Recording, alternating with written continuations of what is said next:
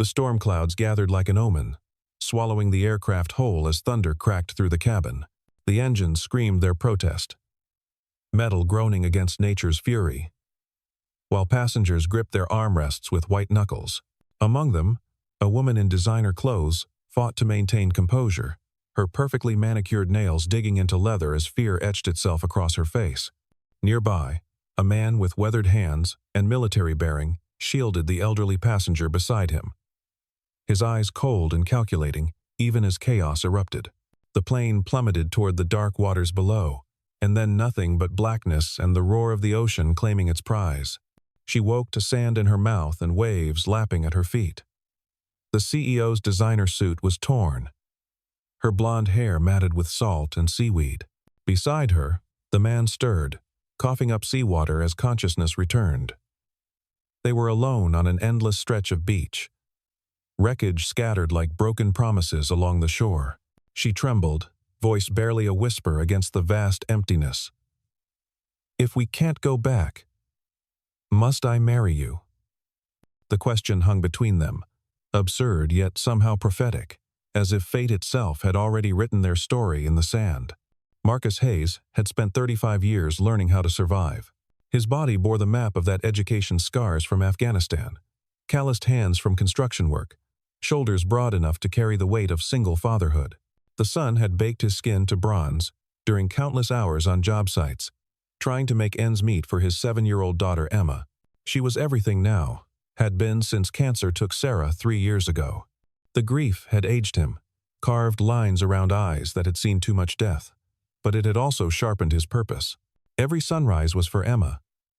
Every exhausted evening another day closer to giving her the life she deserved. Victoria Sterling inhabited a different universe entirely. At 30, she commanded boardrooms with the same precision her mother had once commanded charity galas. Her blue eyes could freeze negotiations or close million-dollar deals, depending on what the quarterly reports demanded. The Sterling fortune had groomed her from birth private schools, Yale MBA, a corner office before she turned 28. Love had been a luxury she couldn't afford, especially after James had chosen her rival's bed and her father's biggest competitor as his new employer.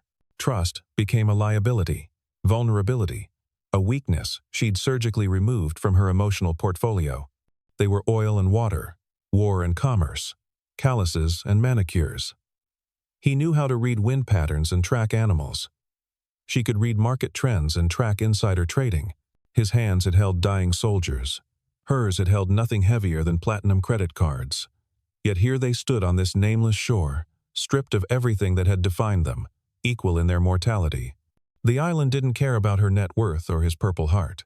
It only cared that they were soft, fragile humans who needed water within 3 days, or they'd die. Victoria's first instinct was denial wrapped in authority. She pulled out her waterlogged phone, shaking it as if corporate determination could resurrect dead circuits. "The Coast Guard will find us," she declared, her voice still carrying boardroom authority despite the chattering teeth. "My company has resources. They'll have helicopters searching within hours." Marcus didn't respond immediately.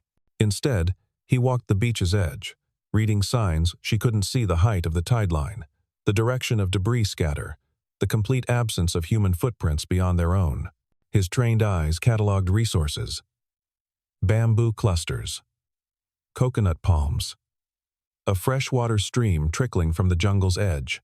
Finally, he turned back to where she stood, still clutching her useless phone like a talisman. "We need shelter before nightfall," he said simply. "Fire, water, food. In that order." Her laugh was bitter, edged with hysteria. "I'm sure someone will spot us before we need to play Robinson Crusoe."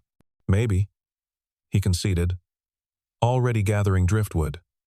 But hypothermia doesn't wait for rescue schedules. The first clash came when she tried to assert control, falling back on the only power structure she understood. "I've managed crisis situations before. I've overseen." "You've overseen nothing like this." His interruption was quiet but final. "Out here, there's no delegation, no assistance, no board to convince. There's just work and survival." She wanted to argue, to remind him that she'd negotiated with Fortune 500 CEOs, that she'd rebuilt her company's Asian division from scratch. But the words died as she watched him strip bark with his bare hands, creating tinder with practiced efficiency. Her designer heels sank into sand with every step, and when she stumbled, the sharp coral sliced through Italian leather and into her heel. The blood was bright against the white sand, real in a way her world never was. Marcus knelt beside her without hesitation, tearing strips from his shirt to bind the wound. His hands were gentle despite their roughness, and for the first time since the crash, she felt something other than fear or anger. It might have been gratitude. It might have been something else. "Thank you," she managed, the words foreign on her tongue. He just nodded and went back to building their shelter, leaving her to wonder when she'd last thanked anyone for anything that couldn't be invoiced. By the third day, Victoria had learned that nature didn't negotiate. The sun rose and set on its own schedule, indifferent to her internal clock still set to New York time. Marcus had constructed a lean-to from bamboo and palm fronds, engineering it with the same precision she'd once applied to spreadsheets. She watched him work, noting how he used vines as rope, how he angled the roof to shed rain, how he positioned the shelter to block wind but catch morning light. Her contribution that first day had been gathering firewood, though she'd needed 3 attempts to understand the difference between dry and merely dead wood. Her hands, soft from years of lotions and professional manicures, blistered within hours. She hid them at first, ashamed of her weakness, but Marcus noticed anyway. He showed her how to wrap them in torn fabric, how to grip with her palms instead of her fingers. The fire was their first shared victory. Marcus had fashioned a bow drill from bamboo and vine, but his hands shook from exhaustion after hours of trying. Without thinking, Victoria took over the steady pressure while he controlled the speed, and together they coaxed smoke, then ember, then finally flame from the friction. When the kindling caught, she actually laughed, not the polished laugh of cocktail parties, but something raw and genuine. "I haven't felt this accomplished since my first hostile takeover," she admitted, then caught herself, embarrassed by the comparison. But Marcus smiled, a rare expression that transformed his weathered face. "Fire's more useful than paperwork out here." Their first meal was fish he'd speared in the shallows, cooked over their hard-won fire. It was barely edible, charred outside, raw inside, but she ate every bite. Hunger, she discovered, was the best seasoning she'd never wanted to taste. That night, the storm hit without warning. One moment the stars were clear. The next, rain hammered their shelter like bullets. The palm frond roof held for exactly 10 minutes before water poured through. Lightning turned the beach into a strobing nightmare, and Victoria found herself pressed against Marcus's back, shaking not from cold but from primal fear. "We're okay," he murmured, his voice steady despite the chaos. "I've weathered worse." She wanted to ask where, how, but thunder swallowed her questions. Instead, she focused on his breathing, using its rhythm to calm her racing heart. Dawn found them soaked but alive, and she realized she'd slept. Actually slept, feeling safer in this stranger's presence than she'd felt in her penthouse with its state-of-the-art security system. Trust, it turned out, wasn't about contracts or background checks. Sometimes it was just about someone staying steady while your world fell apart. The fourth night brought unexpected honesty. They sat feeding small sticks to their fire, the ocean providing nature's white noise. Victoria had spent the day failing to weave a basket, her fingers refusing to cooperate with Marcus's patient instructions. Frustration had nearly brought her to tears, not because of the basket, but because failure wasn't something she'd allowed herself in years. "Why are you so calm about all this?" she finally asked, gesturing at their primitive camp, their isolation, their uncertain future. Marcus stared into the flames for a long moment. When he spoke, his voice carried the weight of memories he usually kept buried. Afghanistan. 2009. Our convoy hit an IED outside Kandahar.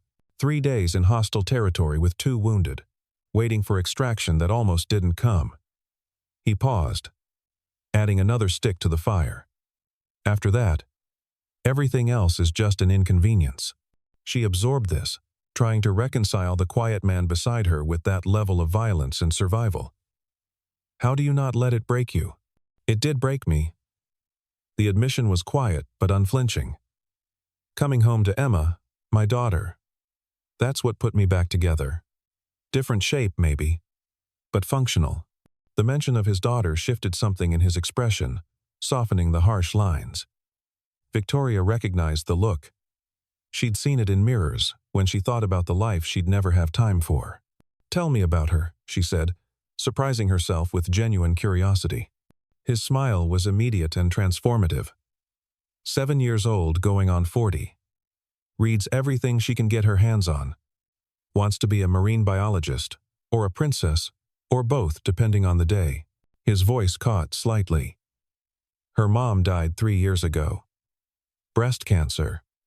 Emma doesn't remember much, which is both a blessing and a curse. Victoria felt the words pull something from deep in her chest. "I'm sorry." "Me too." He turned to look at her directly. "What about you? What breaks someone who seems unbreakable?" She almost deflected, almost retreated behind corporate speak and careful distances. But the firelight and isolation made honesty feel less dangerous. "I've never had anyone really see me. Not my parents, who saw an heir. Not James, who saw a stepping stone. Even I don't see me anymore, just the role I play." "I see you," Marcus said simply. The words hung between them, weighty with possibility. Victoria felt exposed, vulnerable in a way that had nothing to do with their primitive circumstances. She'd been naked in boardrooms full of hostile investors and felt less seen than she did right now, in torn designer clothes, with dirty hair and broken nails. "That terrifies me," she admitted. "Good," he replied. "Terror keeps you honest." They sat in companionable silence after that, watching sparks rise toward stars that seemed impossibly bright without light pollution. For the first time in her adult life, Victoria wasn't planning the next quarter, the next acquisition, the next defensive strategy. She was just present, existing in the space between one breath and the next, between one heartbeat and its echo. Tomorrow would bring new challenges. Food to find, water to collect, the endless work of survival. But tonight, she was learning that sometimes the most valuable thing you could possess was someone who saw through all your armor to the frightened, hopeful human underneath. The storm arrived on their 10th day like an angry god. Marcus had seen it building in the cloud formations, the way the birds fell silent, how the air pressure made his old injuries ache. He'd tried to reinforce their shelter, but bamboo and hope were poor defenses against nature's fury. It hit at midnight, winds that could have been hurricane force for all they knew. Their shelter exploded in the first gust, sending palm fronds whipping through the air like blades. Victoria screamed. He heard it even over the wind as debris struck her leg, opening a gash that immediately ran red. Marcus half carried, half dragged her to a cluster of rocks he'd noted days earlier, a small cave barely large enough for two. They pressed inside as rain turned the beach into a river, as waves climbed higher than seemed possible, reaching for them with foaming fingers. By morning, their camp was gone. Everything, the fire pit, their collected food, the rain catches he'd built scattered or destroyed. Victoria's leg was worse than he'd thought, the cut deep and already showing signs of infection in the tropical heat. She was burning with fever by noon, slipping in and out of consciousness, calling for people who weren't there. "James, don't. The contract isn't," she mumbled. Then clearer, "Mom, I'm trying to be perfect. I'm trying." Marcus felt helplessness creeping in, that familiar enemy from battlefield traumas. But this wasn't Afghanistan, and he wasn't going to lose another person he'd grown to what? Care for? The word felt inadequate for the fierce protectiveness surging through him. He'd seen plants the locals in Afghanistan used for wounds, and he'd noticed similar species here. It was a risk, but doing nothing was certain death. He left her in the shade with their last fresh water and plunged into the jungle he'd been avoiding. Machete-less and desperate. 3 hours of searching, cutting his hands on vines, tearing through undergrowth. Finally, he found what looked right: broad leaves with the same distinctive smell, bark that peeled in medicinal strips. He crushed them together with stones, making a primitive poultice that might save her, or might do nothing at all. She was worse when he returned, skin on fire, lips cracked despite the water he'd left. He cleaned the wound with seawater, she screamed, and fought him weakly, then applied the poultice, binding it with strips from what remained of his shirt. Then came the waiting. He held her through the night as she shivered and burned in cycles, whispering promises he wasn't sure he could keep. "Stay with me, Victoria. Emma needs to meet you. You need to tell her about board meetings and hostile takeovers. Make it sound like fairy tales. Stay with me." Dawn brought broken fever and clear eyes. She looked at him with such naked gratitude that it physically hurt, like staring directly into the sun. "You saved me," she whispered, voice raw. "We saved each other," he corrected. Because it was true, in more ways than she knew. Recovery was slow, intimate in ways that transcended physical proximity. He had to help her walk, bathe, tasks that stripped away any remaining pretense between them. She learned his body's language, how his jaw tightened before tropical squalls, how his hands went still when he was thinking of Emma. He learned hers, how she hummed Chopin when anxious, how she still tried to check a wrist where no watch remained. 3 weeks in, she successfully speared her first fish. The triumph on her face was so pure, so utterly disconnected from her corporate victories, that he kissed her without thinking, just pressed his salt-chapped lips to hers in celebration of this small, perfect moment. She froze, then kissed him back, with an intensity that suggested she'd been waiting for this permission to be human, to want something that couldn't be quantified in quarterly reports. When they pulled apart, she laughed bright and startled. "If we weren't stranded, HR would have opinions about this." "Good thing HR doesn't have jurisdiction here," he replied, tucking sandy hair behind her ear with fingers that had built shelter. "Made fire. Saved her life." She caught his hand, examining the calluses and scars like they were precious texts. "These hands have done more real things than mine ever have." "Your hands are learning," he pointed out. "Look at them now." She did, seeing the cuts and calluses, the broken nails and sun damage. Hands that had worked, truly worked, for the first time. "I don't recognize them." "I do," Marcus said quietly. "They're the hands of someone who survives." That night, she taught him about leveraged buyouts while they cleaned fish, making it sound like warrior's strategy. He taught her about reading stars for navigation, about finding true north when everything else was lost. They were teaching each other languages they'd never needed before, his of earth and endurance, hers of ambition and achievement. The irony wasn't lost on her that she'd traveled the world for corporate retreats meant to build trust and teamwork, spending thousands on exercises and facilitators. Yet here, with nothing but need and time, she'd learned more about partnership than any consultant could have taught. "I was so angry at first," she admitted one evening, watching the sunset paint the ocean gold. "Angry at the crash, at being helpless. At you for being so capable when I wasn't. And now?" She considered, really considered. "Now, I'm grateful.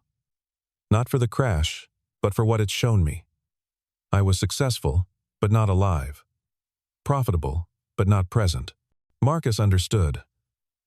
War had taught him similar lessons about what mattered when everything else was stripped away. But he'd had Emma to come home to, a reason to keep choosing life. Victoria had been slowly drowning in success, and it had taken a literal disaster to teach her to swim. The night everything changed started with Marcus deciding they needed a better water source. The small stream was getting brackish, too close to the ocean, and the spring he'd spotted up the cliff face promised cleaner, more reliable fresh water. Victoria wanted to come, insisted on it. But he'd seen how she still favored her injured leg. "I'll be back before dark," he promised, kissing her forehead in a gesture that had become routine, precious in its simplicity. The cliff was higher than it looked, the rocks more brittle. Halfway up, reaching for the next handhold, the ledge crumbled. He fell only 10 feet, but his ankle caught in a crevice, twisting until he felt the snap. The pain was immediate and nauseating, his vision going white at the edges. He was stuck, truly stuck, leg wedged at an angle that sent fire through his nervous system with every attempt to move. The sun tracked across the sky as he tried everything using his belt for leverage, chipping at rocks with his bare hands, but nothing worked. Then he heard her voice, carried on the wind. "Marcus! Marcus! Where are you?" Here, he shouted, voice hoarse. The cliff. But don't. She was already climbing. He could hear the scrabble of rocks. When her face appeared above him, dirt-streaked and determined, his first feeling was relief, immediately followed by terror. You can't, your leg isn't healed enough. Shut up, she said firmly, already assessing the situation with the same focus she'd once applied to hostile takeovers. Tell me what to do. Together, they worked the problem.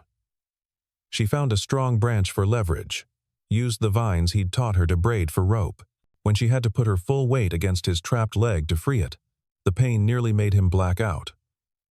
But her voice kept him conscious, a steady stream of encouragement and surprisingly creative profanity.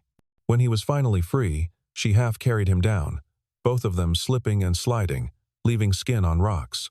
On the beach, they collapsed, breathing hard, bodies trembling with adrenaline and exhaustion. His ankle was certainly broken, already swelling purple-black. You could have died climbing up there, he said, still processing that she'd risked everything for him. You would have died if I hadn't, she replied simply. The pragmatic truth of it, delivered in her boardroom voice, made him laugh, despite the pain.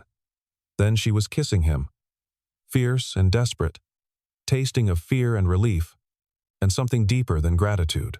I love you, she said against his mouth, the words torn from some deep place. I know it's insane. I know we're just trauma bonding or whatever psychological term applies. But I love you, and I almost lost you. And I need you to know. He pulled her closer with his good arm, this brilliant, broken, beautiful woman who'd learned to make fire and spearfish and climb cliffs for him.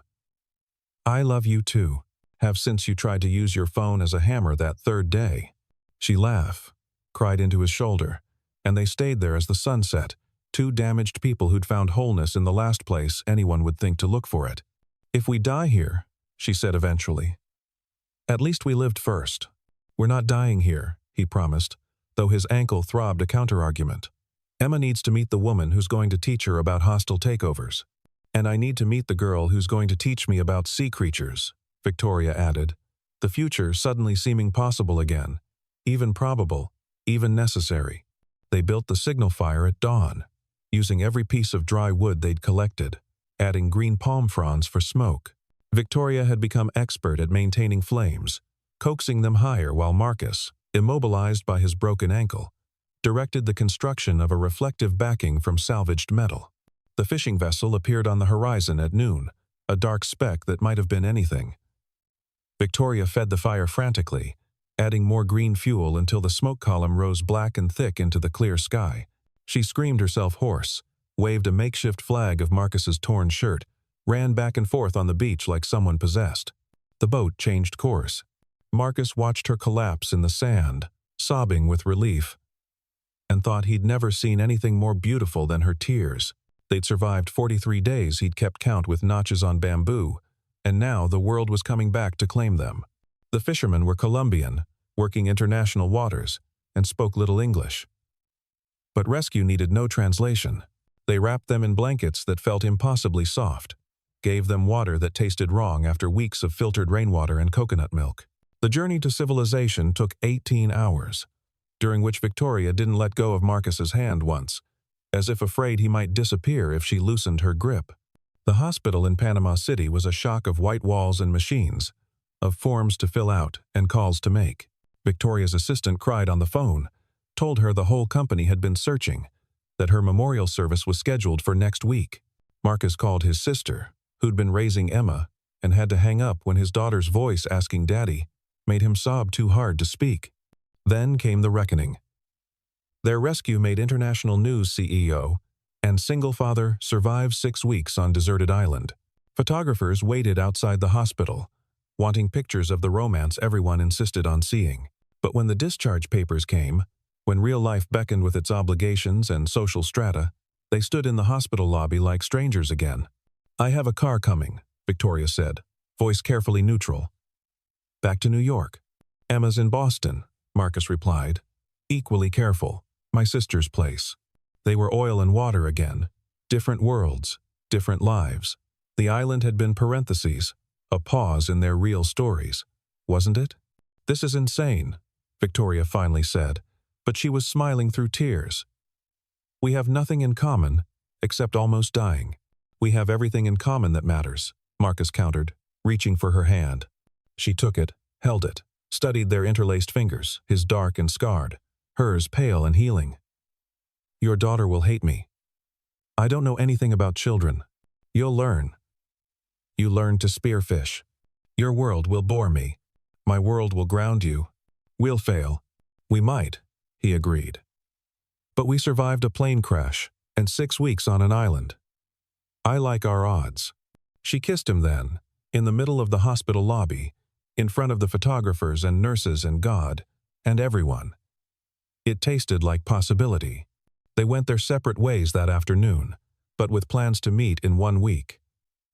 7 days to return to their lives and see if what they'd found was real or just island fever.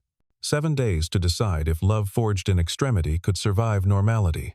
New York consumed Victoria immediately. The board wanted briefings, the media wanted statements, and her apartment felt like a museum of someone she used to be. Designer clothes that seemed absurd now, shoes worth more than Marcus probably made in a month. A bed so soft it felt like drowning. She sat in her first board meeting 3 days after rescue, watching executives argue about market share and fourth-quarter projections. Harold Steinberg was proposing another aggressive acquisition, the kind that would gut 200 jobs but boost stock prices. 6 weeks ago, she would have led the charge. Victoria? Harold prompted. Your thoughts on the Chen Industries takeover? She looked at their expectant faces, these soft people who'd never been hungry, never been afraid, never built anything with their actual hands. I think we should explore partnership instead of acquisition. Keep their workforce, their corporate culture. Build something together, instead of consuming it. The room went silent. Harold's face darkened. That's not the Sterling Industries way. Maybe it should be. She replied calmly. After the meeting, her phone buzzed with texts from Marcus. Photos of Emma, holding a sign that said, "Welcome home, Daddy," in crayon. A video of them at the aquarium. Emma explaining to Marcus why octopi were the smartest creatures in the ocean. Another text. She wants to know when she can meet the lady who helped Daddy come home. Victoria cried in her office, her corner office with its view of Manhattan. Its testament to everything she'd achieved and everything that suddenly felt hollow. Boston was simpler. Marcus returned to his 2-bedroom apartment, to his construction job that his boss had held for him, to Emma who wouldn't let go of his leg for the first full day. His sister Maria had questions about the island, about survival, about the CEO whose picture was all over the news next to his.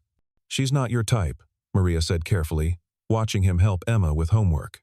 I don't have a type anymore, he replied. I have Victoria. Emma looked up from her math worksheet. Is she pretty? Very. Is she nice? She's learning to be. Does she like fish? Marcus laughed, remembering Victoria's first successful spear. She's complicated about fish. Emma considered this seriously. I want to meet her. 3 days into their week apart, Victoria called at midnight. I can't sleep in this bed. It's too soft. I put a blanket on the floor, but it's not the same. I know, he said, because he did. Emma asked why I was checking the wind patterns this morning. The board thinks I've lost my mind. I suggested we reduce executive bonuses to increase worker safety protocols. Maria thinks you're going to break my heart. I might, Victoria admitted. Not on purpose, but I don't know how to do this. Normal relationship things. Neither do I, Marcus reminded her. Sarah and I were high school sweethearts. I've never dated as an adult, especially not as a single father. We're a disaster waiting to happen. Probably. They stayed on the phone, not talking, just breathing together across 300 miles. Finally, Victoria spoke. I bought a ring. Marcus sat up. What? Not for you. For me. Made from salvaged aluminum from the plane. A reminder that I'm different now, that I want to stay different. But when I look at it, all I think about is you. Come to Boston, he said suddenly. Tomorrow. Meet Emma. See my actual life. It's Tuesday. I have meetings. She stopped, laughed. Who cares about meetings? Yes. Yes. I'll come. Victoria stood outside Marcus's apartment building, holding an octopus plushie and questioning every decision that had brought her here. The building was old, working class, with graffiti on the brick and a door that needed 3 tries to open. His apartment was on the 3rd floor, no elevator. Emma answered the door. 7 years old, with Marcus's dark eyes and a serious expression. She studied Victoria for a long moment, then announced, "You're wearing the wrong shoes for Boston." Victoria looked down at her designer flats. What shoes should I be wearing? Sneakers? Or boots? Something for walking. Daddy says you learn to walk on an island. But Boston has different rules. Emma. Marcus appeared behind his daughter. Let her in first. The apartment was small, clean, filled with Emma's artwork and photos of a woman who must have been Sarah. Victoria felt like an intruder, too polished, too much. But then Emma took her hand, pulled her to the kitchen table covered in science books. Daddy says you lived on an island. Did you see any cephalopods? What? Octopi, squids, cuttlefish, cephalopods. Oh, yes, actually. Small octopi in the tide pools. Emma's eyes widened. Really? What color? How many arms? Did you know they can change not just color but texture? For the next hour, Emma interrogated her about marine life, correcting her terminology, sharing facts with the intensity of someone 3 times her age. Marcus made dinner simple spaghetti, and Victoria realized this was his real life. Small apartment, bright daughter, making ends meet. I don't fit here, she said quietly while Emma was in the bathroom. You don't fit yet, Marcus corrected. Neither did I on your island. After dinner, Emma fell asleep against Victoria's shoulder while watching a documentary about coral reefs. Marcus carried her to bed, and Victoria watched from the doorway as he tucked her in, kissed her forehead, whispered something that made the little girl smile in her sleep. She likes you, he said, finding Victoria on his small balcony later. She likes that I've seen octopi. Same thing. He pulled her close, and she realized he smelled different here. Less salt, more city, but still fundamentally Marcus. This is who I am, Victoria. This apartment, this life, this daughter who needs stability and routine and someone who won't leave. I know, she said, though the weight of it terrified her. I need you to see who I am too. The real version, not the island version. So he came to New York the next day, bringing Emma, who'd insisted on missing school for this adventure. Victoria's penthouse made them both go quiet the space, the view, the casual wealth in every surface. This is bigger than our whole building, Emma whispered. Victoria knelt to Emma's level. But your home has something mine doesn't. What? Life, your drawings, your books, your dad's coffee mug collection. This place is just expensive emptiness. Emma considered this. You could get some drawings. I make good ones. The boardroom was harder. Victoria had to attend one crucial meeting, and Marcus witnessed her in full CEO mode, sharp, decisive, wielding power like a blade. She demolished Harold's proposals with precision, restructured a failing division in real time, reminded everyone why she was the youngest CEO in the company's history. Afterward, in the elevator, Marcus was quiet. Too much? Victoria asked, vulnerable despite her victory. No, he said slowly. Just seeing all of you. It's like watching you spear that first fish. Except the fish are corporations. Emma, who'd been coloring in the corner during the meeting, looked up. Was it boring? It looked boring. Incredibly boring, Victoria agreed. And Marcus laughed. They spent the afternoon at the Museum of Natural History, Emma dragging them through the ocean exhibits, Victoria buying her every book she glanced at until Marcus intervened. They looked like a family, he realized, catching their reflection. Mismatched, complicated, but somehow fitting. That night, after Emma was asleep in Victoria's guest room, her first time in a bed that cost more than Marcus made in 3 months, they stood on the terrace. City lights spread below. I'll sell the penthouse, Victoria said suddenly, Move to Boston. I can run the company remotely or find something else. Marcus turned her to face him. You don't give up who you are. We find a middle ground. Where's the middle ground between this and that? We'll build it, he said simply. Like we built that shelter. Piece by piece. Victoria traced the scar on his hand from those first days. You really think we can make this work? CEO and construction worker, penthouse and 3-story walk-up, boardrooms and bulldozers? I think we already did the impossible. Marcus replied. We survived. Everything else is just details. 6 months later, Victoria stood in her redesigned office, the same corner space, but now with Emma's drawings framed alongside corporate awards, a photo from the island next to her MBA diploma. She'd restructured Sterling Industries, implementing what the business journals called radical humanistic capitalism, though she just called it common sense, learned the hard way. Marcus had started his own construction company with a loan she'd co-signed, building sustainable housing that he joked was disaster-resistant. Island-tested. Emma spent weekends with them in the Brooklyn brownstone they'd bought together. Not penthouse, not walk-up, but something in between. There's a documentary crew, her assistant informed her. They want to film your story. The island survival. The romance. The corporate transformation. Victoria considered, then shook her head. Tell them no. Some stories aren't meant for cameras. That evening, they met at Emma's school science fair. She'd built a model ecosystem of a tropical island, complete with tide pools and sustainable shelter design. My dad lived here, she explained to the judges, and my future mom helped him survive. Future mom. Victoria felt the words like physical touch. She found Marcus in the crowd, held up her left hand where the salvaged aluminum ring had been joined by something more traditional, something that meant promises beyond survival. He smiled, that rare full smile that had first appeared by firelight, and mouthed, "If we can't go back." She mouthed back, "Must I marry you?" Emma won first place. They celebrated with pizza, the three of them laughing over Emma's detailed explanation of cephalopod intelligence. Marcus teasing Victoria about her continued inability to weave baskets. Victoria threatening to make them all attend a board meeting as punishment. Later, walking the Brooklyn streets with Emma between them, each holding one of her hands, Victoria thought about the question she'd asked on that first morning. Desperate, delirious, accidentally prophetic.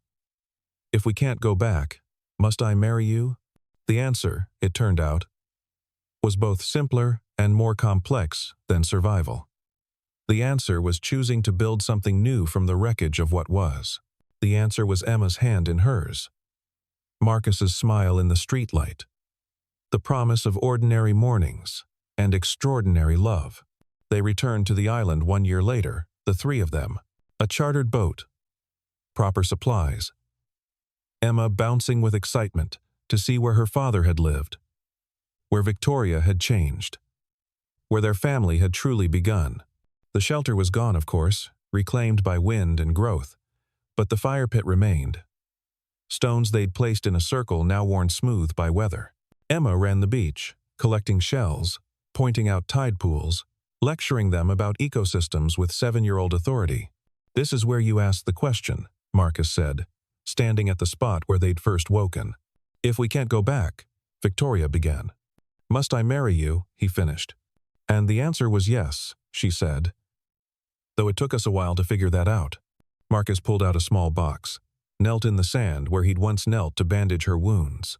So I'm asking officially now, with Emma as witness, with the island as testament. Victoria Sterling, will you marry me? Not because we can't go back, but because we choose to go forward. Emma squealed, jumped up and down, shouted, say yes, with all the subtlety of childhood.